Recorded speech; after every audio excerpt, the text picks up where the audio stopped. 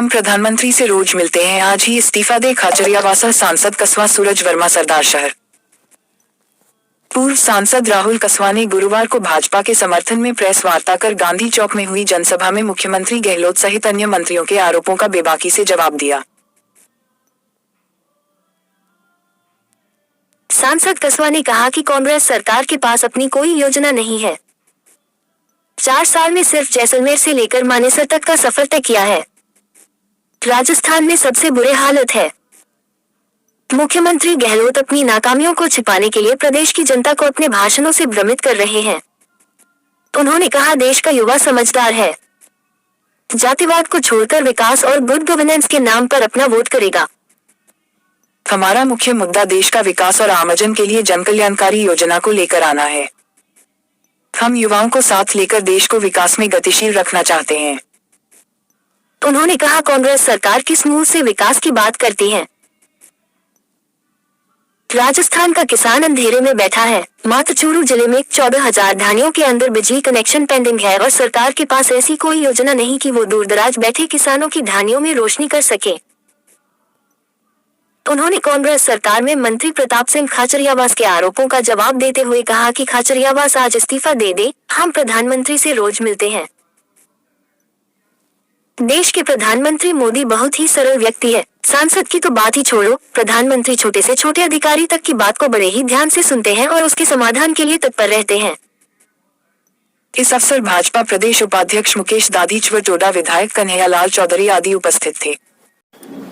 कल कांग्रेस के सामान्य मुख्यमंत्री महोदय अशोक गहलोत जी और उनकी कैबिनेट के माननीय सभी सदस्य यहाँ पधारे थे। खोखले वादों के आधार पर खड़ी हुई सरकार, उन्होंने कुछ बातें अपने बीच में रखी थी। आज की इस पत्रकार वार्ता में चूरू जिले के लोकप्रिय सांसद, और मैं पिछले 15 दिन से देख रहा हूं युवाओं के बीच में जिनका जबरदस्त क्रेज है, ऐसे आदरणीय राहुल कस्बा जी हमारे बीच में हैं। मैं राहुल जी से निवेदन करूंगा कि पत्रकार वार्ता को संबोधित करें। सर, उपचुनाव का रण दंगल पूरी तरह परवान पर है और भाजपा भी लगी हुई है, वहीं आरएलपी है, कांग्रेस है, सब कुछ निर्दलीय भी है। तो भाजपा का जो मिशन है, किस तरह का मिशन है, किस तरह का मिशन लेकर भाजपा चल रही है? देखिए, हम भाजपा का मैं मिशन मानता हूं कि जो हमारा कोर एसेंस हमारी पार्टी का है वो है डेवलपमेंट है। हमने डेवलपमेंट मॉडल्स दिए कंट्री को और गुजरात उसमें हमेशा लीड करता गया है। उसी के मॉडल के ऊपर आज देश के अंदर हर राज्य की सरकार, चाहे कांग्रेस की हो चाहे किसी की भी हो, उसी मॉडल को कॉपी करने की कोशिश करती है। चाहे इन्वेस्टमेंट समिट्स की बात कर लें, चाहे नवाचार जितने भी फील्ड्स में किया है, गुजरात मॉडल पे किया है। बीजेपी ने हमेशा डेवलपमेंट को ही अपना आधार माना है। जातिगत राजनीति से ऊपर उठकर डेवलपमेंट और यूथ को ओरिएंटेड होकर हमने काम किए हैं। उसी को लेकर हम इस चुनाव में जा रहे हैं। 4 साल की विफल कांग्रेस की सरकार रही, जिसने भारत सरकार के जो ड्रीम प्रोजेक्ट्स थे, जो पहली बार देश के प्रधानमंत्री ने टाइम बाउंड जो प्रोग्राम्स इंट्रोड्यूस करे थे, बिजली का, पानी का, सड़क का, चिकित्सा को लेकर, उन सभी स्कीम्स को बिल्कुल फिनिश करके छोड़ दिया, जो राजस्थान में चली ही नहीं रही। उन चीजों को लेकर हम गवर्नमेंट पब्लिक के बीच में जा रहे हैं। करप्शन हाईएस्ट लेवल पे राजस्थान के अंदर। हर एक एमएलए के उम्मीदवार को यहाँ पे लोकल सीएम बना के छोड़ा गया है, जो उन्होंने एक आम आदमी का जीवन बिल्कुल नरक बना के छोड़ दिया है। मर्जी में आते हैं, उनको एक झटके में बाड़मेर के दर्शन कराने के नाम के ऊपर प्रताड़ित कर जाती है सरकार, कर रहे हैं, उनके लोकल एमएलए कर रहे हैं। जहां तक बात है करप्शन है ही। Second, rape cases, law and order बिल्कुल कोई चीज नहीं। 5,997 केसेस रजिस्टर्ड थे 20 के अंदर, 21 में 6,000 प्लस चले गए और 22 के अंदर अभी जो आंकड़ा हमारे पास पहुंचा हुआ है 6,800 से ऊपर रेप केसेस है, जो हाईएस्ट है। लॉ एंड ऑर्डर के मामले में हाईएस्ट नंबर अशोक गहलोत जी ने राजस्थान का दिलाया है, इसके अलावा किसी चीज में नहीं। और इन्हीं बातों को लेकर हम आज सरदार शहर इलेक्शन में आए हैं। जो गवर्नमेंट की फेलियर रही है, उस फेलियर को लेकर पब्लिक के बीच में वोट मांगने जा रहे हैं और हमें पूरी उम्मीद है जनता हमारा साथ देगी। कल मुख्यमंत्री की आम सभा में खाचरियावास जी ने एक बयान दिया था कि राजस्थान ने 25 एमपी मोदी जी को दिए। अमित शाह के गेट के आगे अगर एक भी हाथ लगा के आ जाए, मोदी जी उनसे कोई वार्ता भी नहीं करते, इस तरह का बयान यहाँ दिया गया था। तो मैं अपना पद छोड़ दूंगा, क्या कहें? वो छोड़ नहीं पाएंगे। उनके लोग एमएलए रोज कहते हैं, हमारे भी एमएलए ने बहुत बार कहती है, इन्होंने ये काम बता दो मैं आज इस्तीफा दे दूंगा। उनको पता होना चाहिए कि जब भी संसद का सत्र चलता है, प्रधानमंत्री महोदय का एक रूटीन का वर्क है, 1-to-1 मीटिंग होती है एमपी के साथ में और स्टेट वाइज एमपी, ये नहीं सारे एमपी के साथ। अब हमारे पिछले सेशन के अंदर हमने ब्रेकफास्ट मीटिंग करी है जिसमें सभी राजस्थान के 25 सांसद थे और हिमाचल के 5 सांसद थे, हम जो लोकसभा के और राज्यसभा के भी एमपी थे। 1-to-1 हर व्यक्ति से खड़े होकर बात की जाती है, इसको बात पता भी है और मीडिया की रिपोर्ट भी है। अगर खाचरियावास जी इसी बात पे इस्तीफा देना चाहते हैं तो आज ही दे दें, कोई दिक्कत नहीं होगी, क्योंकि हम लोग मिलते हैं और हमारे प्रधानमंत्री महोदय को, आपके राजस्थान की तो छोटो हालत ये है कि अधिकारी भी मिलने का टाइम देता नहीं आप लोगों को। अगर कोई लोकल एमएलए एमपी का टाइम नोट करवा दे किसी ऑफिसर का तो 3 दिन तक कॉल बैक नहीं आता उनका। और अब देश के प्रधानमंत्री महोदय का अगर आपने आज पीएमओ के ऑफिस में फोन नंबर नोट करवा दिया, अपॉइंटमेंट दे दिए, मांग लिया आपने, तो नेक्स्ट 24 आवर्स के अंदर अवेलेबिलिटी होने के अनुसार अपॉइंटमेंट मिल जाता है। और कितनी बार आपने प्रेस में देखा है कि चूरू जिले की आवाज उठाते हुए प्रधानमंत्री से मैं स्वयं खुद कितनी बार मिला। सर, भाजपा पे आरोप महंगाई और बेरोजगारी बढ़ने के बीच जबरदस्त आरोप लग रहे हैं। देखिए, बोल कौन रहा है बात, ये अशोक जी ने बात कह दी, अनएम्प्लॉयमेंट के बारे में बात की, बेरोजगारी के बारे में कही। इंडिया का अगर फिगर आप चेक करेंगे आज भी 32% हाईएस्ट राजस्थान के अंदर अनएम्प्लॉयमेंट रेशियो है। एवरी सेकंड हर दूसरा ग्रेजुएट ऑन रोड के ऊपर है। 65 लाख राजस्थानी जॉब के लिए तरस रहे हैं। सबसे बुरे हालात, क्योंकि जो इकोनॉमिक पॉलिसी है राजस्थान गवर्नमेंट की, वो एम्प्लॉयमेंट जनरेट कर ही नहीं सकती। दूसरी बात, सरकार पिछले 5 साल से इस रूप में, 4 साल में इस रूप में निकलती रहेगी कि बचाएं कि चलें। जैसलमेर से और मानेसर का सफर तय हुआ, इन 4 सालों में कुछ भी नहीं हुआ।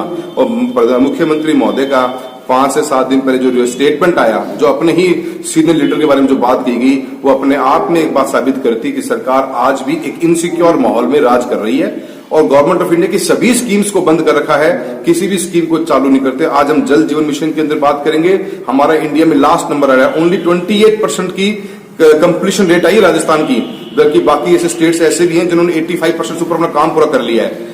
दीनदयाल उपाध्याय ग्रामीण ज्योति योजना चली, उस योजना को कंप्लीटली बंद कर दिया। हालात ये है कि चूरू के अंदर 14,000 से ऊपर ढानियों में कनेक्शन की पेंडेंसी है। और मेरे ख्याल से अगर ये बात जो कह रहा हूं सही होगी कि राजस्थान एक ऐसा प्रदेश है पूरे देश के अंदर जिसके पास आज अपने खुद की कोई भी योजना तक नहीं कि ढानी में बैठे उस आखिरी किसान को कैसे रोशनी दी जाएगी, कोई प्रोग्राम नहीं। ये टोटल फेलियर गवर्नमेंट रही है और ये सिर्फ अनएम्प्लॉयमेंट की बात करते हैं, खुद ने आज तक एक भी ऐसी पॉलिसी ला नहीं पाए जिससे एम्प्लॉयमेंट। आज आपका करप्शन, आपका लॉ एंड ऑर्डर, कैसे इन्वेस्टर आपके स्टेट के अंदर आएगा, कैसे जब तक इन्वेस्टर नहीं आएगा एम्प्लॉयमेंट क्रिएट नहीं होगा। तो दोनों चीजें आपस में जुड़ी हुई हैं। सरकार विफल रही, इसीलिए देर राजस्थान की हालत ऐसी हो चुकी है। अब बोलने को तो आप कुछ भी बोल दो, जो माइक आपके हाथ में है, आपने कह दिया हिंदुस्तान का एम्प्लॉयमेंट रेशियो के बारे में बात कर रहे हो, आपका स्टेट की तो हाईएस्ट है, 32%, किसी स्टेट की भी नहीं है। आप क्रॉस चेक करिए। सर, एक खाचरियावास जी ने एक बात और कही है कि राठौर साहब कह रहे हैं कि जब हमारी सरकार आएगी तो कर्मचारियों की दुकान से धुआं निकाल दिया जाएगा। वो कह रहे हैं इंजन बंद कर देंगे। उनके हाथ में है, कर दो इंजन बंद, तो 3 साल बचा हुआ है। हमारी सरकार आएगी, हम एक ही मकसद है, लॉ एंड ऑर्डर हम टॉप प्रायोरिटी पे लेके चलेंगे, यूथ को लेकर चलेंगे और गवर्नमेंट ऑफ इंडिया की जो हमारी पॉलिसीज हैं उनका इम्प्लीमेंटेशन टॉप मोस्ट प्रायोरिटी पर सरदार शहर में कराएंगे। 1 साल जो हमारे पास बचा हुआ है, इसी को लेकर हम जनता के बीच में जा रहे हैं। और युवा साथियों से मैंने बात निवेदन करी है कि कृपया करके मेरे साथियों, आपसे निवेदन करता हूं और हाथ जोड़ निवेदन करता हूं कि काम की वैल्यू करिए, व्यवहार की वैल्यू करिए, एक व्यक्ति की ईमानदारी की वैल्यू करिए। अगर हमने इलेक्शंस उसी का सर्टिफिकेट इश्यू करती हैं, आप जिस तरह से अपना मत का प्रयोग करोगे, आने वाली लीडरशिप भी ऐसी ही क्रिएट होगी। और पत्रकार भाइयों, आपसे निवेदन करूंगा, कृपया करके चुनाव का मूड को बदलने न दें। चुनाव का मूड सिर्फ डेवलपमेंट पे होना चाहिए, एक कैंडिडेट की ईमानदारी पे, उसके कैरेक्टर पे होना चाहिए, वो कितना इजी टू अप्रोच है, उसकी भाषा शैली कैसी है, इन सब चीजों को पर अगर हम अपने मत का प्रयोग करेंगे तो सही मायने में हमारी सरदार शहर तहसील के अंदर भी और चूरू डिस्ट्रिक्ट में भी डेवलपमेंट आएगा और एक अच्छा एनवायरनमेंट खड़ा होगा। तोड़ने में 7 लगता, पर जोड़ने में सालों साल लग जाते हैं और वो सालों साल की मेहनत हम लोग करते आए हैं, भारतीय जनता पार्टी करती आई है। हमने कभी भी समाज को तोड़ने की बात नहीं करी, पर आज चुनाव कहीं न कहीं काफी लोग इसको इसी दिशा में लेते जा रहे हैं जिससे हमारा मकसद जो है देश के विकास का, भारत प्रथम होना चाहिए, वो जो हमारा कॉन्सेप्ट है वो खत्म होता जा रहा है और कहीं ना कहीं हम और ही चीजों के अंदर उलझते जा रहे हैं। सर, कह रहे हैं कि आरएलपी का ग्राफ बढ़ रहा है, वैसे वैसे बीजेपी के वोट जो है वो आरएलपी में कन्वर्ट हो रहे हैं। देखिए, मैं तो इस बात से सहमत नहीं हूं, पर हाँ ये बात जरूर सही है कि आप कई बार ऐसे कैंडिडेट खड़े किए जाते हैं कि दूसरे कैंडिडेट के वोट काट लिए जाएं। तभी मैंने युवाओं से अपील करी है, ये हम कब तक जातियों में बढ़ते रहेंगे, कब तक हम धर्मों में बढ़ते रहेंगे। कोई एक लिमिट तो होनी चाहिए। कुछ 75 साल की आजादी हम बना रहे हैं, हम अमृतकाल की बात कर रहे हैं, जहां आने वाले 25 साल में हिंदुस्तान अपने 100वीं वर्षगांठ बना रहा होगा, तो एक देश डेवलप्ड नेशन के रूप में काउंट होगा। वैसे के अंदर अगर यूथ अगर हमारा साथ देगा, मुझे पूरा विश्वास है यूथ समझदार है, सोचेगा समझेगा, 4 तारीख को बात पक्की सोचेगा कि विकास के नाम पे वोट देने हैं, व्यवहार के नाम पे वोट देने हैं। एक ऐसे देश के जो नेतृत्व प्रधानमंत्री मोदी कर रहे हैं, जिन्होंने देश का नाम दुनिया में रोशन किया और देश सबसे सुरक्षित महसूस करता है तो मोदी जी के हाथों में सुरक्षित महसूस करता है, उस व्यक्ति को, उसकी पार्टी को वोट देना है। ये जनता पक्की विश्वास करेगी और 100% भारतीय जनता पार्टी को वोट देगी। सर, आज की प्रेस वार्ता का मुख्य मुद्दा क्या है?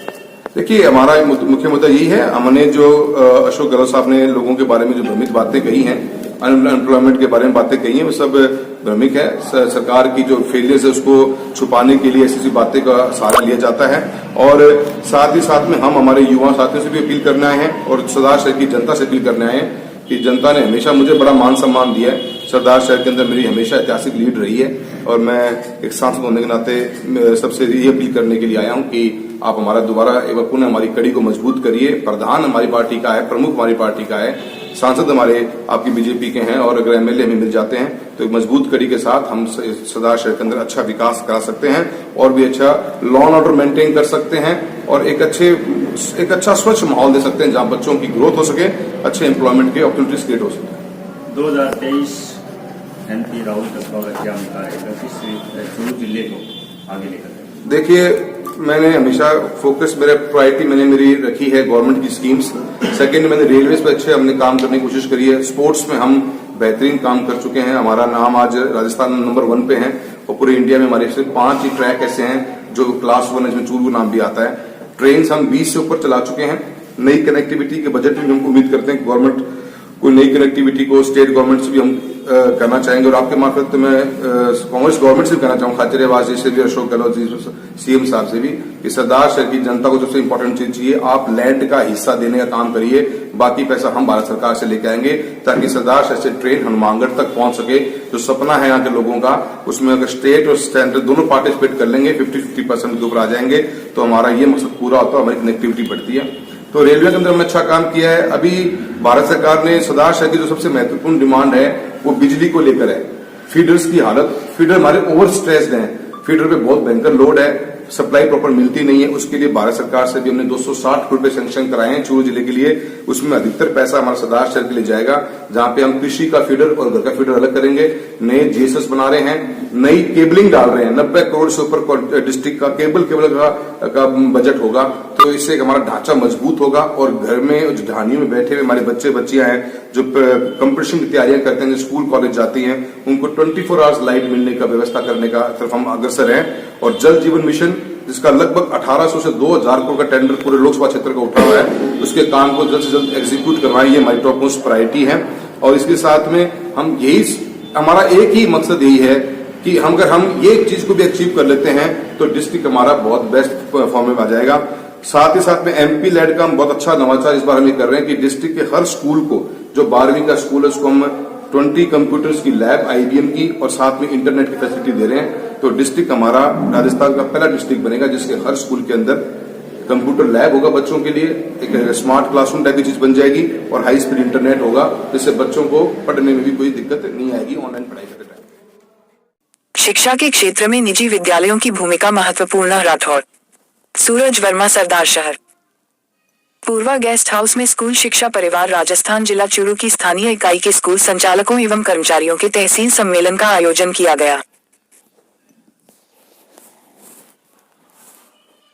कार्यक्रम के मुख्य अतिथि आरटीडीसी चेयरमैन धर्मेंद्र राठौर, अध्यक्षता अनिल शर्मा, प्रदेशाध्यक्ष स्कूल शिक्षा परिवार श्रवण बोहरा, महासचिव स्कूल शिक्षा परिवार सुनील पूनिया, जिलाध्यक्ष स्कूल शिक्षा परिवार चूरू बलवान तेतरवाल, जिला प्रभारी गोपाल, मुकेश कुमावत, भरत गौड़, ब्लॉक अध्यक्ष सरदार शहर, अरशद खान, ब्लॉक अध्यक्ष चूरू, शिमृद्ध प्रजापत, ब्लॉक अध्यक्ष तारानगर सहित बड़ी संख्या में स्कूल संचालक एवं कर्मचारी उपस्थित रहे।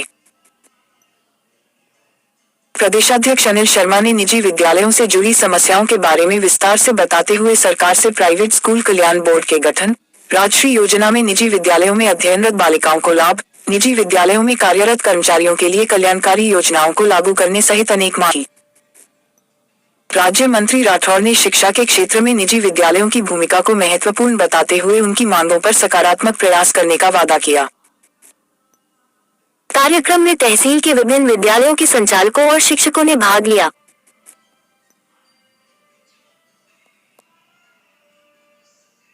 इस अवसर पर किशोर सिंह, मनोज शर्मा, सीताराम गोदारा, हरीश शर्मा, मानकचंद शर्मा, नारायण लाटा, ओम ईशान, सुनील प्रजापत, फारस गिरी, दिलीप सिंह, लेखाराम, केशर राम, अजय काजला, शुभकरण पारीक, रतिराम पुनिया, बजरंग सारन, महावीर कलवा, नजीर खां, भानु प्रकाश, विनोद जांगीर, तेजपाल चौधरी, दिलीप चाहर, सुरेश चौधरी, रफीक खां, महेंद्र चौधरी, इंदिरा शास्त्री, प्रज्ञा सिंह, मीरा पारीक, संपत बोहरा, सरोज कंवर सहित सैकड़ों स्कूल संचालक मौजूद रहे। अनोखी पहल, बेटी को घोड़ी पर बैठाकर निकाली बिंदोरी, बेटा बेटी में भेद मिटाने का दिया संदेश। सूरज वर्मा, सरदार शहर। वर्तमान में बेटियों के प्रति समाज में जागृति या बेटों के समान समझा जाने लगा है। ऐसा ही संदेश शिक्षा में जागृति लाने वाले चतुर्थी लाल लाटा परिवार ने दिया, जिसमें महावीर प्रसाद लाटा ने अपनी लाडली बेटी वनिता को घोड़ी पर बैठाकर गाजे बाजे के साथ श्यामकुंज से बिंदोरी निकाली। परिवारजनों ने बताया कि बिटिया की बिंदोरी निकालने का एकमात्र उद्देश्य समाज में बेटा बेटी के भेद को मिटाकर समानता का संदेश देना है। बिंदोरी में वनिता के भाई बहनों, परिवारजनों सहित रिश्तेदारों ने नाचकर खुशियां मनाई। इस अवसर पर निरंजन लाटा, गिरीश लाटा, नारायण लाटा, विष्णु लाटा, चेतन शर्मा, कार्तिक लाटा, आदित्य लाटा, चंद्रप्रकाश लाटा, मिथुन शर्मा हिसार, प्रशांत शर्मा, डॉक्टर गौतम शर्मा तारानगर आदि गणमान्य लोग उपस्थित थे। राष्ट्रीय लोकतांत्रिक पार्टी के सुप्रीम हनुमान बेनीवाल, राष्ट्रीय लोकतांत्रिक पार्टी से प्रत्याशी लालचंद मुंड, राष्ट्रीय लोकतांत्रिक पार्टी के प्रदेश उपाध्यक्ष सीताराम जी नायक, खीवसर विधायक नारायण बेनीवाल, पार्टी के प्रदेश अध्यक्ष भोपालगढ़ विधायक पुखराज गर्ग, मेरता विधायक इंदिरा देवी बावरी, बलदेव सारन, जिला अध्यक्ष मदन ढाका, संदीप वेदा, संजय सुथार, सांवरमल जाखड़, राकेश चौधरी, विद्याधर सारन, श्रवण जी सारन, RRLP पाक कार्यकर्ता सभा में भाग ले रहे हैं। हमारा चैनल आपको पसंद आए तो लाइक करें, कमेंट करें और सब्सक्राइब करना मत भूलें और बेल आइकन भी दबाएं।